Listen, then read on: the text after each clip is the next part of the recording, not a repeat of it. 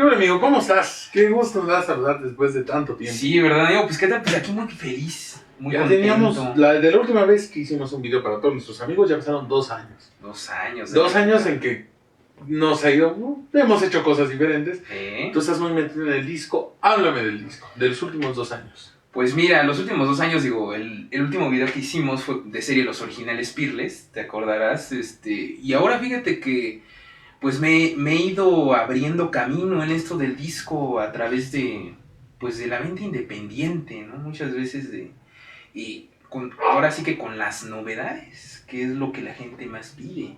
Y por novedades me refiero tanto a material de catálogo de artistas ya consolidados, que digo, al final son los que yo en particular considero que están sustentando a la industria disquera en todos los sellos, y pues material nuevo también, que han habido artistas que han sabido entender todavía la importancia, esa carta de presentación que representa un disco físico.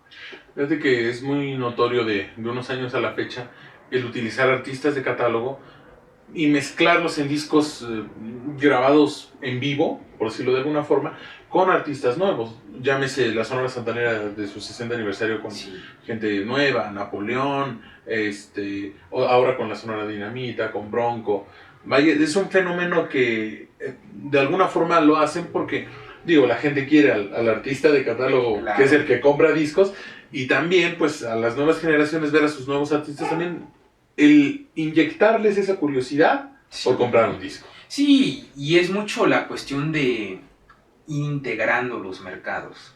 Al final yo lo que noto aquí es que, y está bien lo que están haciendo, están integrando varios mercados pequeños en un mercado más grande. Claro, con algunos mejor realizados que otros, sí, pero el concepto de alguna forma está cuidado. Y también el proyecto de hacer sinfónicos, que también es algo muy notorio a épocas recientes, ¿no? Sí, ¿no? Y finalmente te das cuenta que muchas veces es un disco el que abre camino. Una producción que tiene determinado estilo, funciona bien, y muchas veces las demás compañías van copiando el modelo. Porque al final la industria disquera es una industria que vive mucho, pareciera que no, pero tienen los ojos siempre en la competencia. Si la competencia hace una serie 2 en 1, el otro lo hace también, y es una cuestión entonces que si hacen sinfónico acá, hacemos sinfónico allá. Si hacen duetos aquí, hacen duetos allá. Claro. ¿No? Entonces es mucho esa cuestión. Y que al final, pues, la industria disquera es una de las industrias más interesantes por incierta.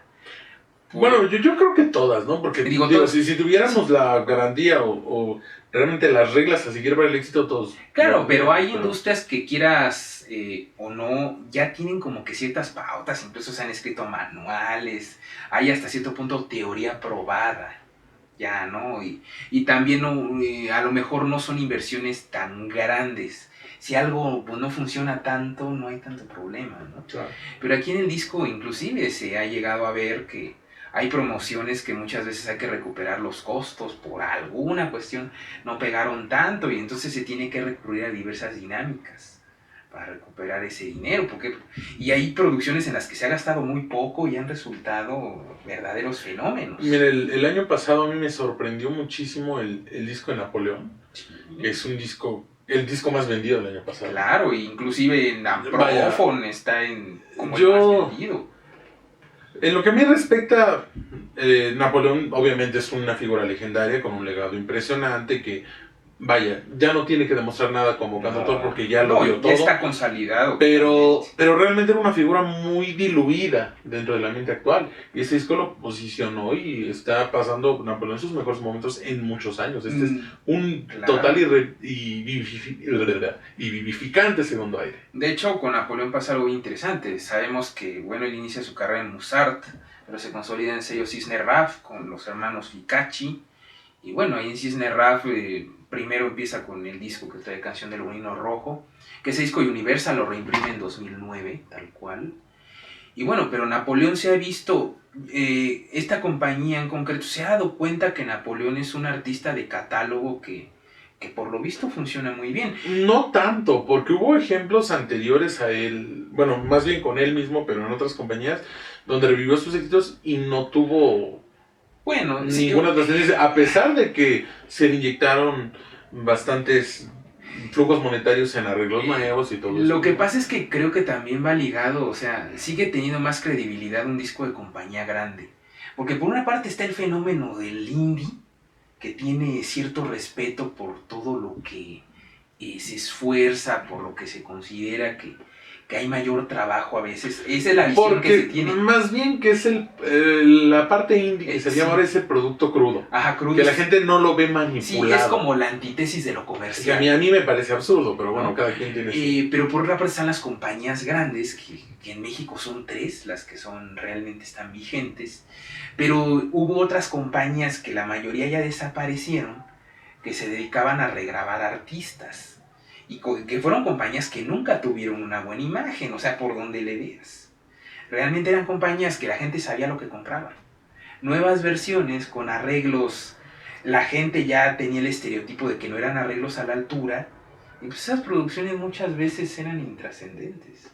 Totalmente. Ahora, por ejemplo, Multimusic ya recuperó lo mejor de una de estas compañías, ¿no? Pero inclusive Multimusic ha tenido mucha precaución en lo que ha recuperado, porque no todo lo consideran recuperable, ¿no? Y al final se extinguieron estas compañías, o sea, ya no sobreviven, no pudieron. Es que esta cuestión de las aplicaciones tiene sus bemoles. Por una parte ha sido benéfica porque sí sabemos que estaba todo esto de las descargas, ¿no? Mira, hubo una etapa, realmente yo creo que uno de los primeros años donde la debacle discográfica se vio sumamente afectada es 2003. Creo que en 2003 vino realmente una verdadera decadencia en la venta de discos por la piratería física. Sí, todavía la piratería física era muy Posteriormente fuerte. Empezaron estas páginas y estos servidores de descargas ilegales como LimeWire, Ares, Napster y todo esto, y realmente afectó muchísimo. Y donde encontrabas prácticamente incluso material que actualmente tienen enlatado las compañías, lo encontrabas ahí. O sea, es un fenómeno de... Porque estas redes lo que hacían era, se metían en los servidores de la gente independiente privadas. Y lo iban... Claro, ¿no? Y de repente te encontrabas discografías, ¿no? De artistas que la verdad no eran accesibles. A la larga eso afectó muchísimo a la industria. Sí. Claro, después, ahora con estas plataformas de Spotify, Apple Music, Shazam, Deezer, Google Play y todo esto, se tiene acceso a muchos materiales que no están en físico, como por ejemplo, por citar un ejemplo, la discografía de Joselito bueno, Musart, ahí sí Musart, por ejemplo, es la compañía que yo veo muy completa, y honestamente no deja de asombrarme Musart. Todo el catálogo, prácticamente toda su... Sí, prácticamente Musart, yo creo que a la larga el 100% de su acervo lo van a migrar ahí. A lo que voy, mira, el hecho de que estas aplicaciones lo tengan, sí afecta una venta de discos importante, lo afecta a nivel bastante grande, porque la gente dice, bueno, pues si está en internet, ¿cuál es el chiste? No, aunque bueno, el lado positivo es que por lo menos estas compañías legales, o más bien distribuidoras legales, ya generan un porcentaje de las disqueras, y obviamente pues esto se transforma en regalías, porque con LimeWire todo esto realmente no había nada, era pérdida tras pérdida tras pérdida. Sí, claro. Y hoy en día realmente ya no hay competencia física. Yo creo que la piratería física ya es algo muy reducido. Ya muy reducido. Y mira, habemos defensores incondicionales del disco físico. Yo me considero uno de ellos. Pero mira, si Musart nunca sacó en físico esta música, pues ¿qué otra opción nos da que consumirla en aplicación? O sea, algunos de nosotros sí estamos como que también a fuerzas en las aplicaciones. O sea, yo lo considero... Que obedece a un fenómeno de alguna forma... lógico, tomando en cuenta que mucha gente no compraría un disco de, por ejemplo, ¿no? El de Los Ángeles Azules de Musart. Sí, claro, porque... ¿Quién lo va a comprar? Nadie lo conoce. Porque inclusive en su época, pues, ya como Jackie trascienden. Pero si no tuvo trascendencia en su época, 50 años después es nula. No tendría caso. Ahora, qué bueno que se tenga acceso, pero no valdría la pena en físico. Yo creo que esa es una de las ventajas que tienen las plataformas digitales. Que también hay otra cosa con las plataformas. Por ejemplo, gran parte del catálogo EMI nunca va a llegar a las plataformas. Porque finalmente, cuando se da el problema de la quiebra de la compañía, mucho de este material no se había lanzado, no se había preparado para plataformas. Y Universal maneja un catálogo tan amplio que naturalmente pues, se van más a las novedades. Y yo no veo el día en que artistas que tuvieron ventas millonarias como La Tropa Loca llegan a plataformas ni siquiera con sus grandes éxitos, en las versiones que hicieron famosos, ¿no? Que estamos hablando que artistas que estuvieron un año en primeros lugares de popularidad, pero con una canción, ¿no? En este caso La Tropa Loca con Engaño y un Sueño, ¿no?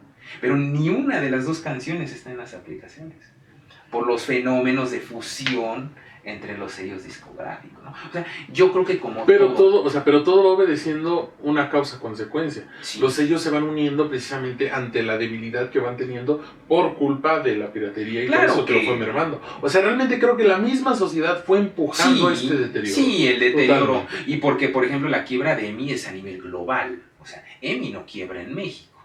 EMI quiebra a nivel mundial. Y naturalmente pues, se ponen a la venta todos los catálogos, inclusive el banco Citibank es quien absorbe un tiempo, pues ahora sí que el activo, y ya después ya ves que se vende, ¿no? El catálogo se lo queda Universal, lo que es la editora musical se lo queda Sony, y por otra parte también por las cuestiones de competencia hay material que se le asigna a Warner, lo de Hispavox, Parlophone.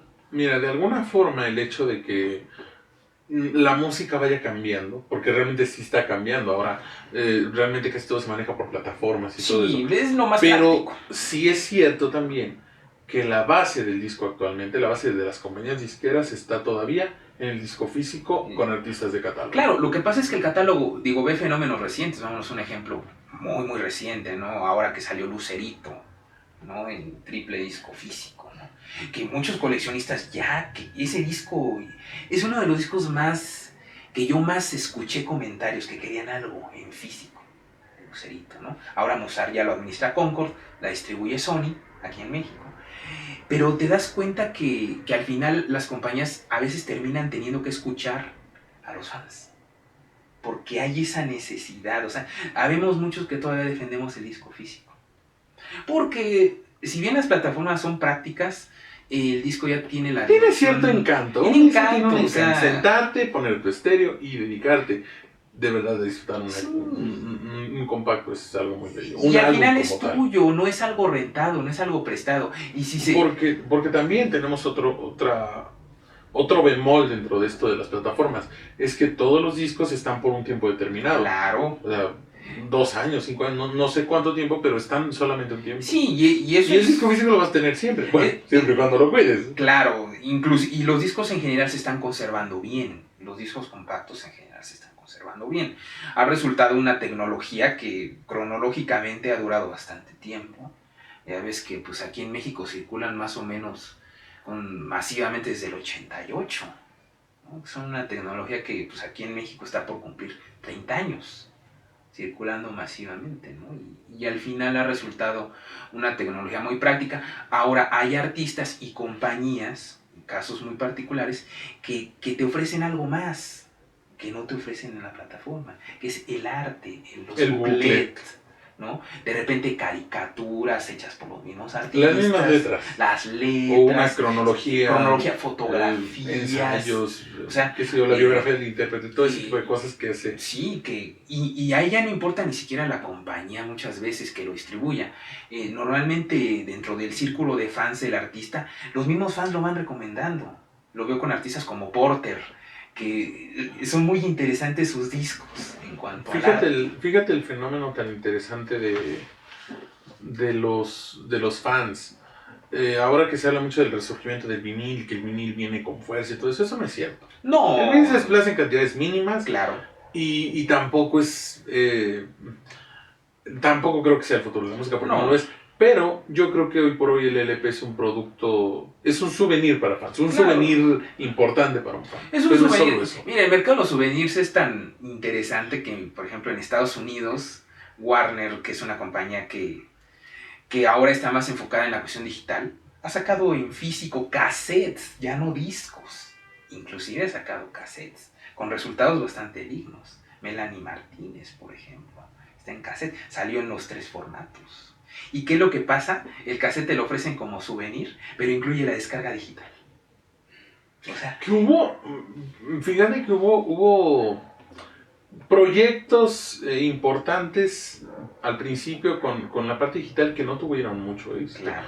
No, Antes sí. de Spotify y todas estas cosas, y antes de la descarga digital, hubo un que duró muy poquito, que eran las Digicards. Ay, Que te sí dan es en Blockbuster, que te dan en cierto. algún lado, y te comprabas por X Sí. cantidad del disco, llegabas a tu casa, metías un código y lo descargabas. Que no tuvo la más mínima repercusión. No, De hecho, no sé realmente. cuánto duraría, un año. Sí, Fue una duraba muy moda poco. pasajera que realmente no tuvo ninguna injerencia dentro Que tocaste dentro el del mundo. punto de los blockbusters y digo, también vemos que la industria del cine, todas estas industrias, Es que yo creo que toda la industria de la lo audiovisual, audiovisual, ¿no? exactamente. Mm, Ahora con todos estos servidores digitales, en cuestión, por ejemplo, de videos como es Netflix, Blim, Sí, todas Claro estas. Video, todos estos servidores, pues tienes acceso por una cuota Muy muy módica. módica Y hay membresías familiares, inclusive. a muchísimo catálogo, a Sí. un tremendo catálogo. Sí, ¿no? Algunos te dicen que... Entonces ya no es tanta la necesidad de tener la película como tal, si sabes que la puedes ver con un clic. Sí. Ahora, del mismo modo, yo creo que los DVDs o los Blu-rays necesitan ese plus ahora, ¿no? Que le pongan un librito, Claro. que le pongan, no sé, las características especiales, el detrás de cámaras, escenas eliminadas, bloopers, qué sé yo, ¿no? Algo que te obliga a comprarlo porque la necesidad de esa necesidad que tienes como fan de una película, que no te satisface solo con ver la película, quieres Sí. saber más. Sí, necesitan... Yo creo que el motor de cualquier industria es el ingenio. O sea, por una parte tienes que identificar qué necesidades hay. O sea, el mercado solito yo veo con mucha tristeza que muchas tiendas, digo, ahora el negocio del disco, la distribución en México, prácticamente el 90% está concentrado en un mismo grupo empresarial. Esa es una realidad, ¿no? Y muchas veces ese grupo empresarial vende tanto, o sea, abarca tanto, que ya no es fina su recolección de información. O sea, ellos no recuperan muchas de las necesidades que hay, porque argumentan que se van a los mercados fuertes. Pero lo que veníamos platicando, muchos mercados pequeños te hacen un mercado grande. Totalmente. Entonces, a lo mejor ahí se está perdiendo información muy valiosa que podría ser productiva. Ahora me ha dado gusto encontrar algo que voy a las tiendas, de repente encuentro vendedores de las disqueras. Es un fenómeno que hasta hace 2 años no encontrabas un vendedor de las disqueras, ¿no? Muchos porque pues ya entendieron que tienen que defender su trabajo. Porque si no, pues a ver, no creo que contraten a un vendedor digital cuando un servidor hace todo. Tú programas y pues prácticamente el trabajo está hecho, ¿no? Mira, Jaime Almeida alguna vez, cuando colaborábamos juntos, me dijo, y no a mí, lo dijo muchas veces público, decía que el futuro de la música venía o iba a ser como el pago de la luz o el pago del agua, que iba a ser un servicio. Y yo creo que es muy acertada su deducción, pero creo que todavía le falta tiempo. Yo creo que todavía tenemos disco físico para unos 5 años. Sí. Creo que yo le doy por lo menos unos 5 años. Y el mercado de la segunda mano va a ser otro fenómeno que va a seguir. Pero, porque porque tocaste otro punto, que la gente siempre tiene esa necesidad de tener algo que diga esto es mío. Claro. Porque, digo, en Spotify y eso, pues no lo tienes, no lo cachas. No, pero volvemos a lo mismo, es para un grupo reducido porque, sí, digo, a la gente en general pues, le gusta una canción y es todo. claro. Muchas veces hay discos que te gusta una canción y es todo. Ya, o sea, no te interesa otra cosa del artista. Entonces, volvemos a lo mismo, ¿no?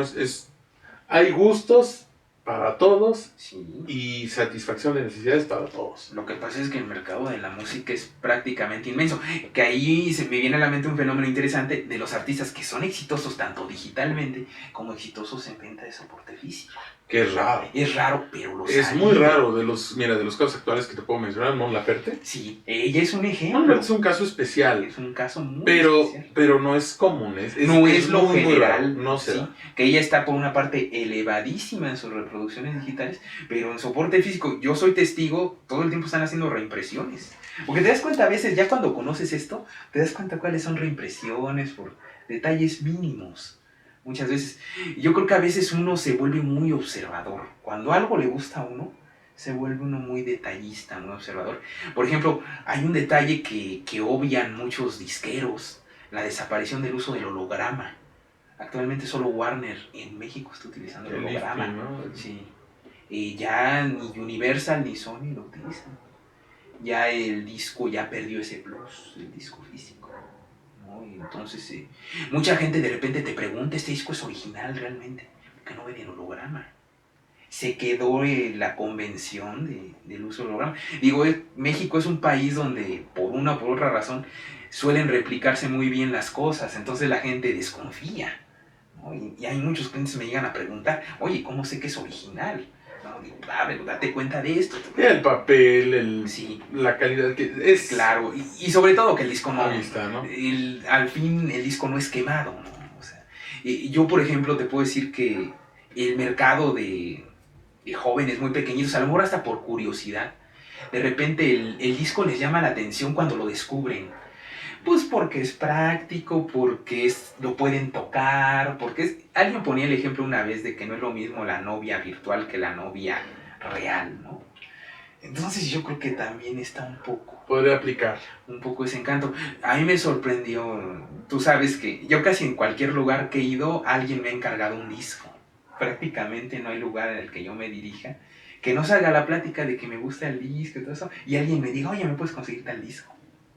De repente es increíble que discos de hace 5 años me los pidan, y digo, me estás pidiendo un milagro, porque la compañía tiene mucho sin imprimir el disco, y las posibilidades de que se haya quedado rezagada una pieza son casi nulas, ¿no?